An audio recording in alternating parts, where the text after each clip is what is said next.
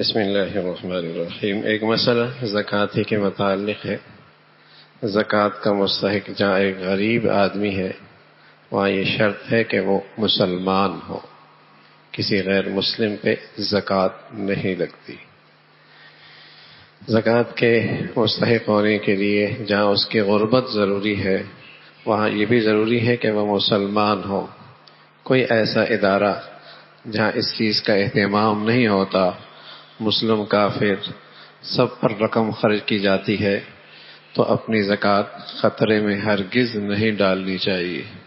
اگر وہ کہہ دیں کہ ہم شریعت کے مطابق اس کا اہتمام کرتے ہیں تو اس کا خیال رکھنا چاہیے کہ آیا وہ زندگی کے اپنے دیگر معاملات کے اندر بھی شریعت کا پابند ہے، تاکہ پھر آپ اس پہ اعتماد کریں۔